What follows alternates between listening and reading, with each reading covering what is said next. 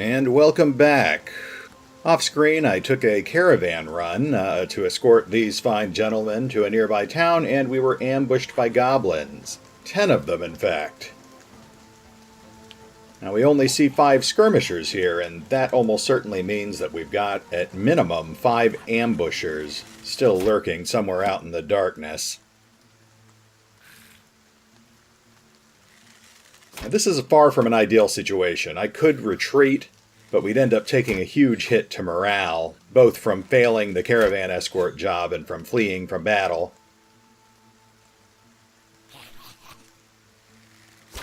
So for now, I'm going to see if we can manage this with a minimum of casualties. Much like with the last goblin fight, I'm going to try to be aggressive. Unfortunately, because it's raining and it's dark, our archers are almost completely useless. So I'm going to start moving our front line up. See if I can knock out these skirmishers as quickly as possible. And then proceed to pin down their ambushers. I hope. Speaking of which, there's our first ambusher. Now, another potential danger here is I'm not actually sure if goblins suffer penalties from darkness. If they can see us clearly, then we may be in a lot of trouble here.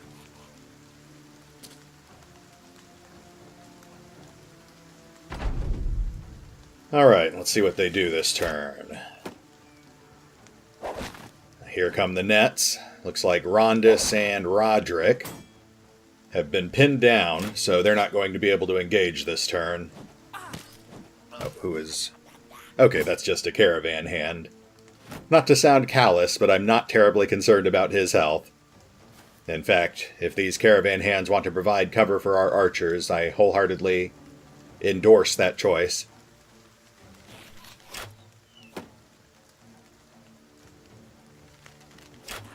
We're just not having a lot of luck here, unfortunately. And we still only see 2 of their ambushers. There's 3 more out there somewhere.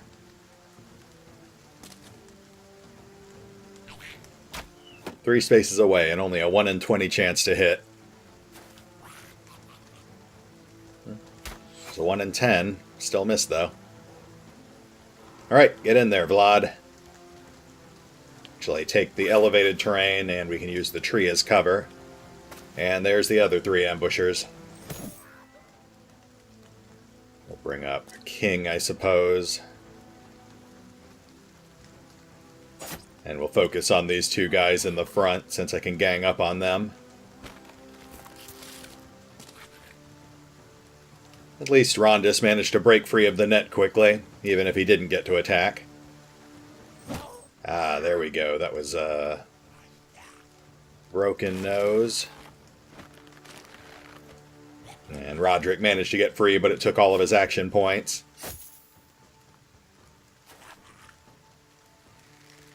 Here comes their next barrage.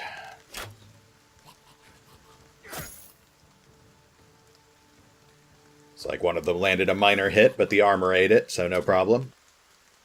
Let's bring Henry up. And... ah, there we go. First kill goes to Henry Baggins. That's got to be good for morale.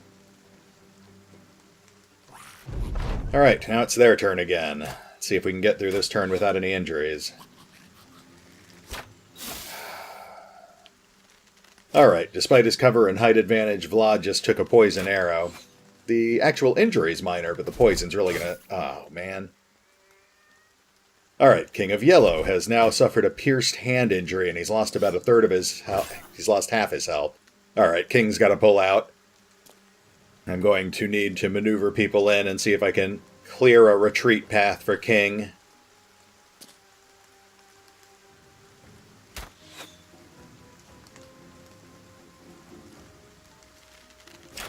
Hey, there we go. That was Potato taking that goblin's ear off. Very nice.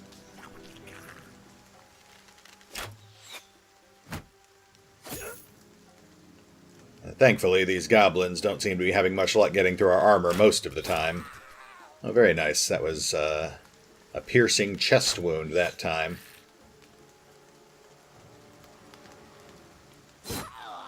And Baggins doles out another savage blow, slicing that goblin's face open.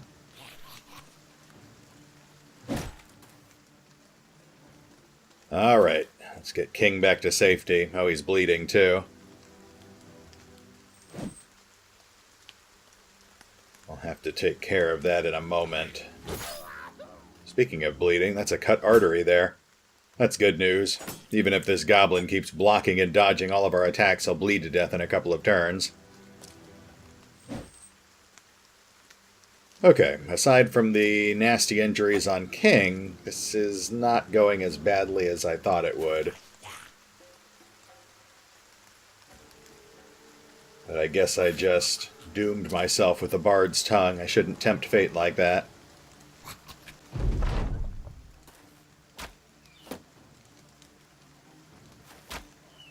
Okay, 2 arrows blocked.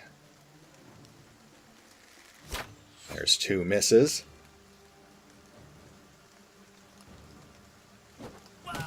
Someone...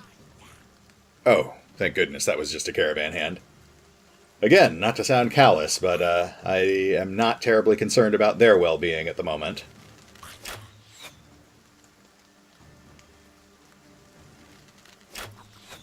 Yeah. The odds of any of these arrows hitting are rather steep. But I've got to do something with my archers, so...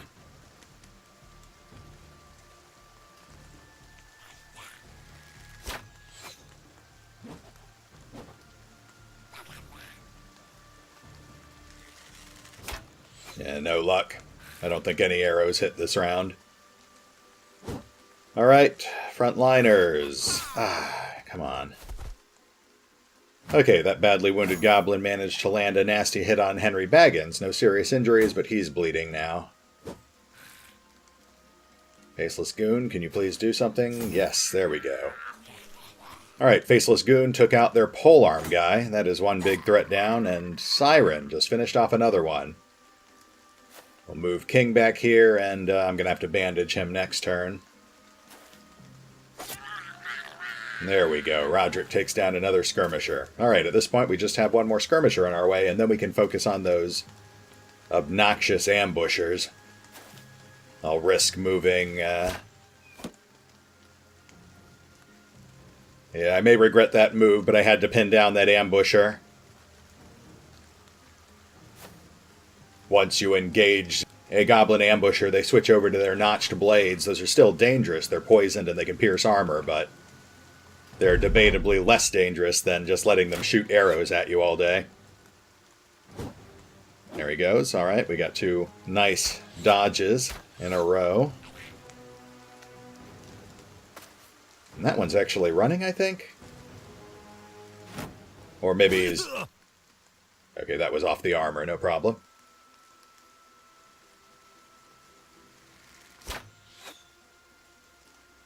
Yeah, that one that just retreated into the darkness may still be a threat. He might not be running. He might simply be repositioning.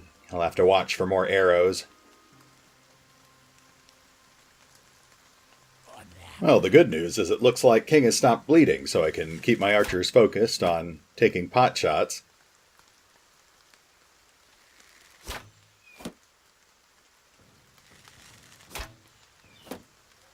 Still haven't quite gotten a handle on how long bleeding lasts. 2, maybe 3 turns. It might vary depending on the exact nature of the injury.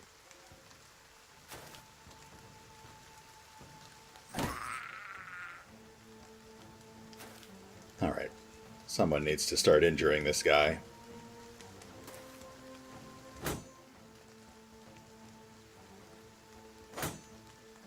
And of course we'll start moving up our unengaged... Ooh, very nice. Like I said the last time we faced goblins, these guys have ridiculous defenses, but they're pretty frail once you actually start hitting them. Okay.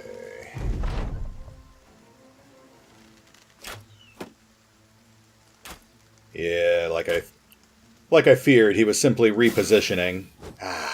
And there's that poison dagger.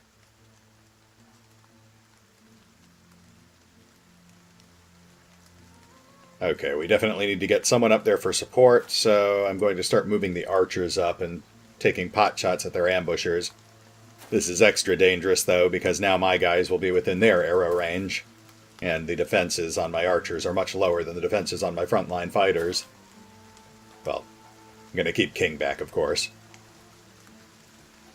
I'll move Henry Baggins up behind this tree for cover, but so he can be close enough to attack next round. And Goon will move in and pin down this ambusher.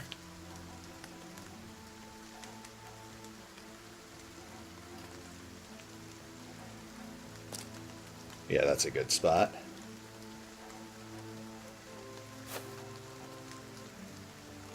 Okay, Vlad, let's get off a swing and then... Oh, right. Forgot he was poisoned. He didn't have enough action points left to shield wall. Alright, all the more reason to rush the rest of the guys up to support him as quickly as possible. Oof. Bunny just took an arrow to the cheek. She's badly wounded and poisoned. I'm going to need to pull her back now.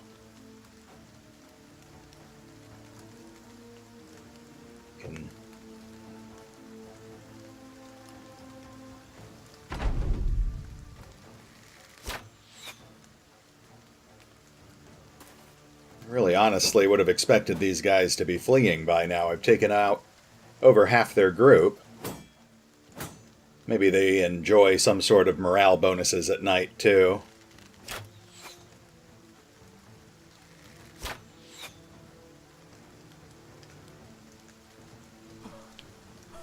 Alright, Bunny, let's get you out of here. That should get her out of range.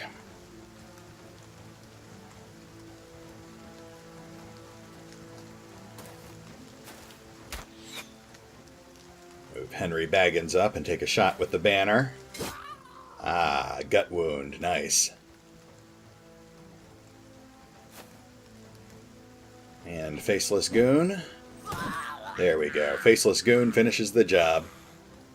He may move a bit slowly these days, but he's still as deadly as ever once he engages an opponent. And Siren.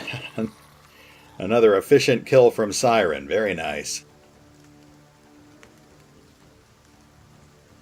I could move Vlad to double engage, but he's badly wounded, so...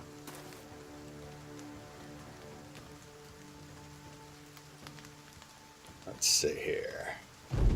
Alright, top of the round. These guys are still fighting, with only 2 of 10 left. There's a light ding to Siren's armor, but otherwise everything's fine. Okay, the rest of the turn is ours. They've already used all their action points not hitting us, so... Now I can try to kill them before they get another turn. We'll bring all the archers closer. We'll start swarming them with all of our melee troops who aren't already badly mangled.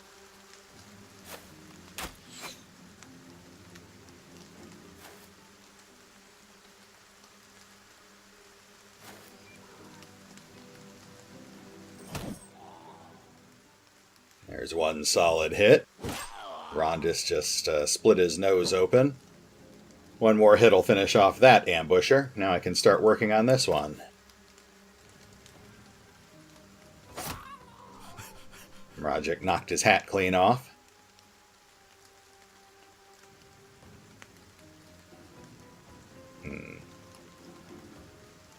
Guess that closes the round. Let's see what they do this time.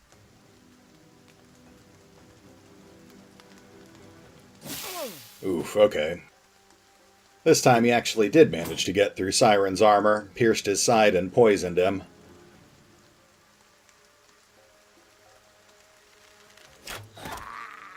Okay, finally an arrow lands and it actually kills someone. Good shot, Fox.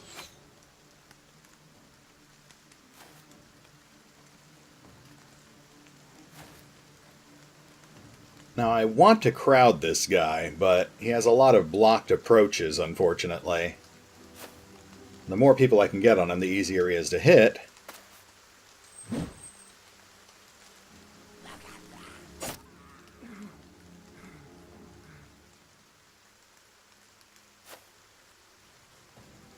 And there we go, okay.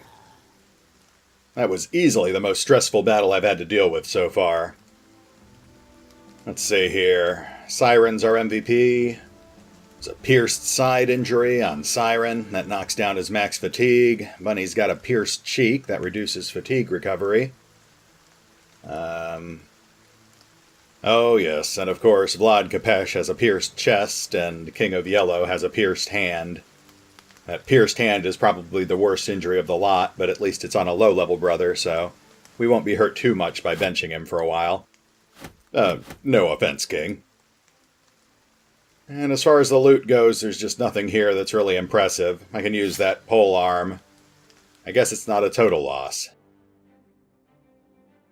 Now we just need to finish escorting these goods to Eisenwall, hopefully without being ambushed by any more enemies.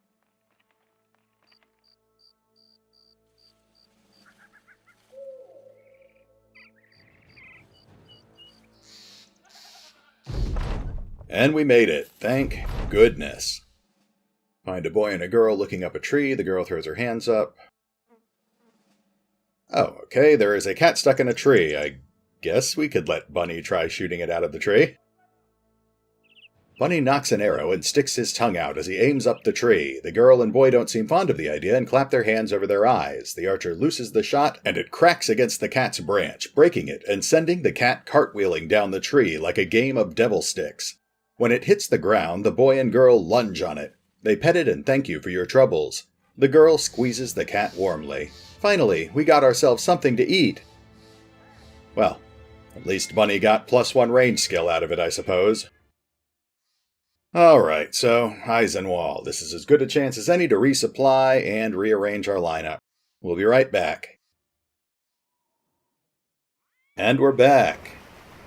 Alright, after that brutal battle, I decided to go ahead and take on another off-screen caravan run, and fortunately this one not only brought us back to Wholeness Land, but it paid out 1,000 gold and was thankfully ambush-free. It took us about a day and a half to travel out here, so at least some of our injuries have started to clear up, and you'll notice I've started playing with the weapons lineup. I've got a bit flail-heavy at the moment, but I'm still deciding exactly what sort of weapons I want to use. And we'll definitely be keeping a few spare weapons, just so we have our options open. Certain weapons perform better against certain types of enemies. Now, as always, we don't want to lose too much momentum, so let's take a look at the contracts they have available. Alright, it looks like a brigand job. Certainly interested in that. That is precisely the type of work we want to be focused on right now, since that's the best way to get good gear. Plus the payout's decent.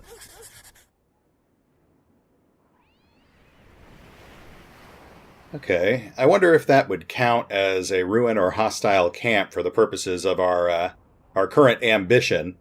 That would actually let us kill 2 birds with 1 stone. Okay, let's pop over there and see what things look like.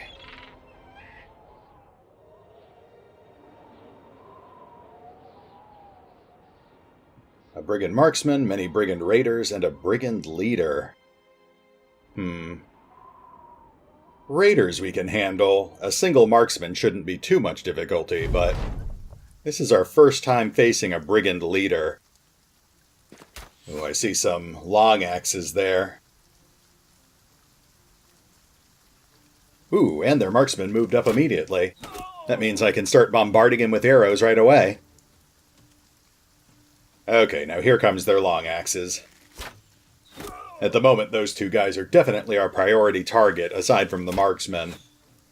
I believe that long axes are one of the deadliest polearms in the game, although they're not technically polearms. I think they're classified as axes. But either way, I definitely want those, and I don't want them to be using them against us. And Fox with the finishing arrow. Alright, they have no ranged weaponry now, aside from those 2 guys with the long axes, so they're our next main target. No, there's Bloody Heartmut, their named brigand leader. I'm gonna see if I can separate him and contain him, hold him in place while I finish off the rest of his men, and then I think if I get the chance I'll try to harvest that gear he's wearing. Now, they've lined up their heavily armored guys in the front. I want to get to those guys in the back, because those are the ones that my flails will be best against. They once again decided to show up without helmets on, so, I mean, that's an opportunity I'm not going to ignore.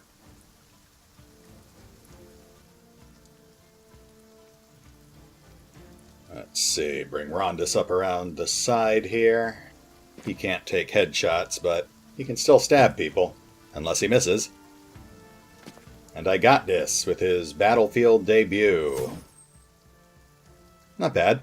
Landed a solid hit. Siren, who's still a bit weak because of his injury. I guess we'll move Faceless Goon up as well. The faster we can punch through this front line, the faster we can get to their pole armors.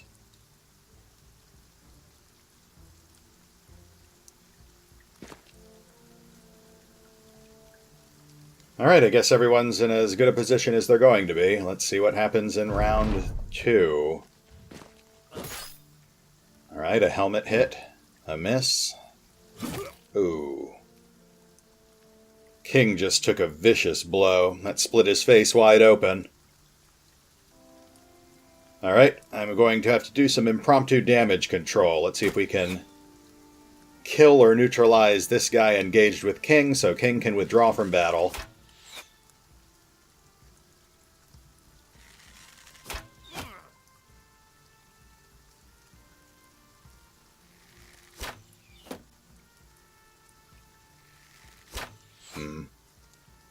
Not much luck with that barrage of arrows, unfortunately. We landed one good hit, but that was about it. And there goes I Got's shield. That's a shame, but I guess I'd rather lose the shield than an actual mercenary.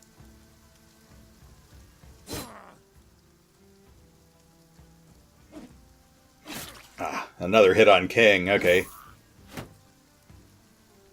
Well, the good news is he's still alive, but I think that's 2 serious injuries and he's bleeding now. Since I can't pull him out safely, I might as well attack. For all the good it did him. And that bleeding has almost killed him. Sad to say, one more turn and he's going to drop dead. Okay, Roderick, I guess you have to attack this guy, don't you? Can't really do anything to help King from where you are. Ah, there we go. All right. I Got This has indeed got this. He has managed to clear that pesky raider off of King. And Rondis will... Ooh, Rondis almost killed that guy in one round. And Siren quickly finishes the job. Okay, we might be able to pull this off. Let's... Oh.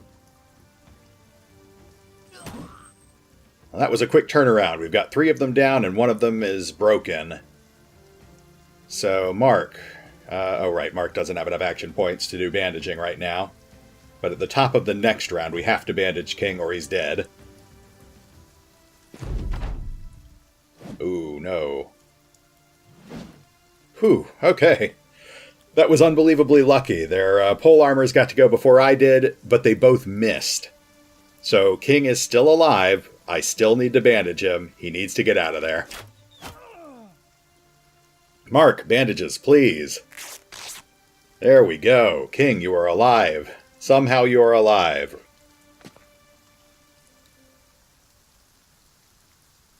Alright, more arrows, please. There goes that guy's ear. One more hit will drop him. And so far, Siren has managed to successfully tank the bandit leader and that other raider.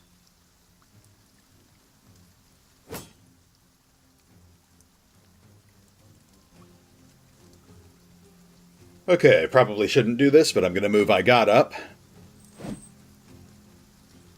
And Rondis is going to move in as well. There we go, 1 long axe man down. And, oh right, he doesn't have enough action points to switch off to his dagger, so... Oof, the brigand leader took out his chainmail in 1 swing, but at least he didn't actually injure him. And press the assault. Roderick doled out a nice broken nose on the 2nd long axeman. We'll bring King back, he can cover the archers, I guess.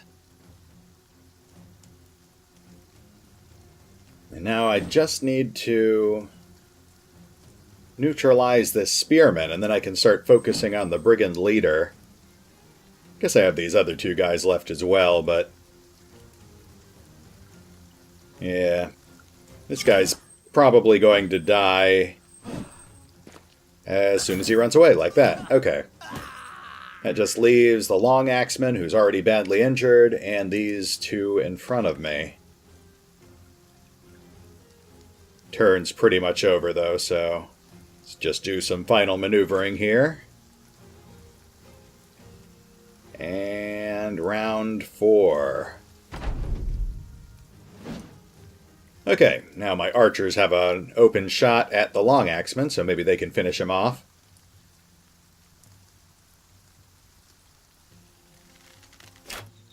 There we go. Alright, everybody pile on to the last two guys. If they try to run away, we can cut them down. Though I'm not actually sure if I can break their morale very easily. I believe the brigand leader, much like my banner bearer, emits a morale-boosting aura. So I think I'm probably just going to... oh, come on. Siren has just been badly injured, and his hand has been sliced open. Okay, got that guy knocked back. We'll pin him down.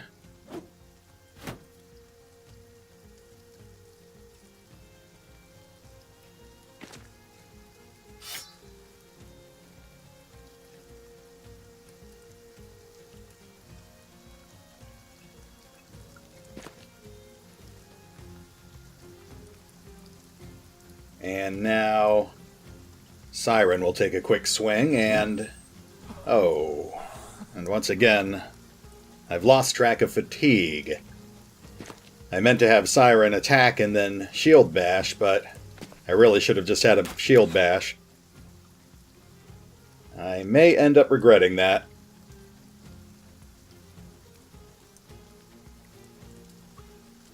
Yeah, no one else can get off any attacks this round, so I'm just going to have to push on to round 5 and see how things turn out.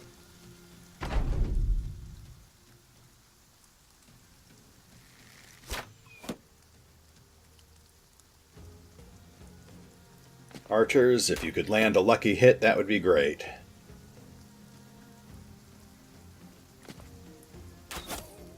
Alright, that's a very light wound, but it's better than nothing.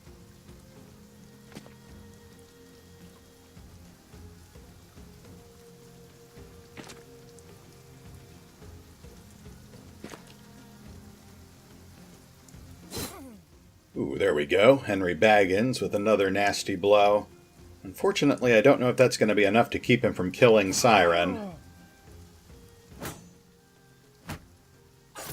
Ooh, that is very close. Alright, Siren is on the brink of death.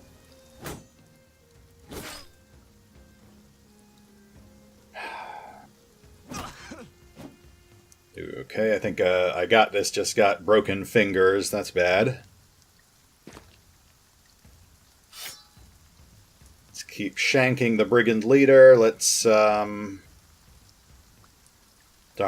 Faceless Goon's maimed foot means he can't jump over Siren and still get an attack. But I guess I'll position him now. Siren. Okay, I really should have just shield bashed him that time. Alright, let's see if our luck holds out.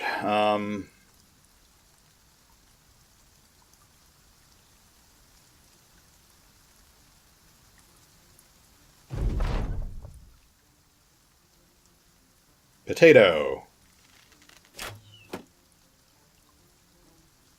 Bunny.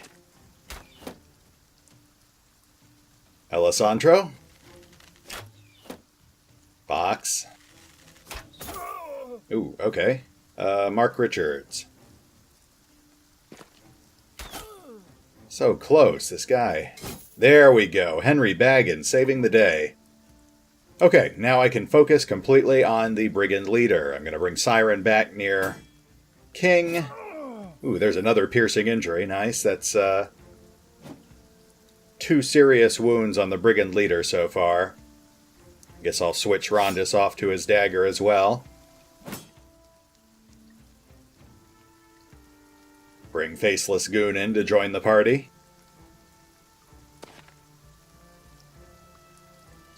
Oop, no, that's not. That is not what I meant to do. Okay, well, whatever. Oh, okay. It looks like I may have pushed Bloody Heartmut into a defense loop. If I'm lucky, he'll just keep tanking now. And I am more than happy to keep on trying to stab him as long as it takes. If it means that he's just going to sit there shield walling every turn.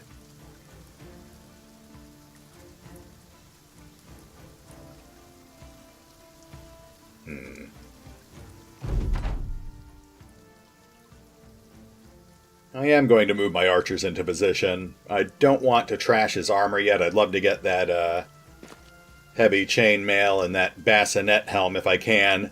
So I don't want to chew them up any more than necessary. But if he starts attacking again, I'm going to go ahead and take him down however I can. Until then, however, I'll hold off on real attacks and just keep making piercing dagger attacks.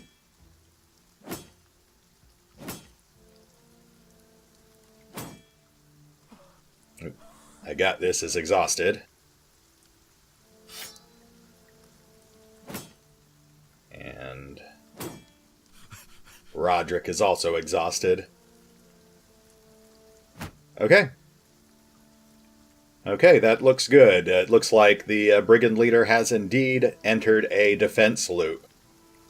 Because I've got him so heavily outmatched, rather than trying to retreat because his morale is still fairly solid, he's just trying to tank our mercenaries. So I will just continue stabbing him until he does something else. Or he dies. I guess dying is something else, so... Ooh, that's his third serious injury. One more hit should do it.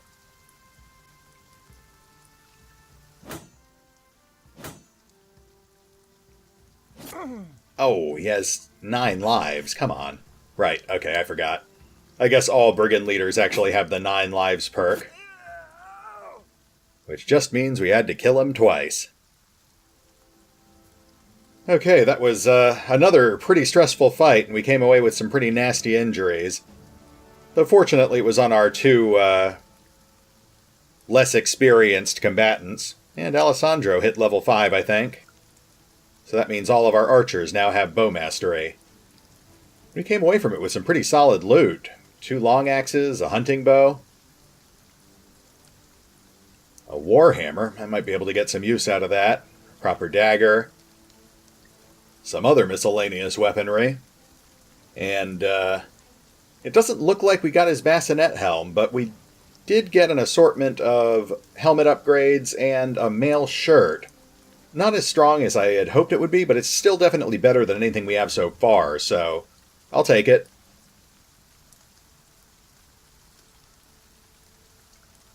Right, I almost left without actually looting. That would have been a facepalm situation. It looks like some surviving brigands have tried to surrender, but I'm feeling pretty vindictive after that vicious fight, so let's just go ahead and finish them off as well. Grim. Grim stuff. I'm not actually sure if that decision makes a difference. I've never actually seen it cause any special events, but maybe I'm just missing out. Alright, I've got a lot of bookkeeping to do. I'll see if I can find a nice easy job or two to give us some time to recover. I'm going to sell this loot and see if I can afford to patch up some of our more serious injuries, but I think this is a good stopping point. I had about 3 heart attacks during this play session, so I'm going to go take a nap. I'll see you next time. Hey, RetconRaider here. Back from my nap just so I could do the usual post-episode wrap-up segment. Wow, where to begin?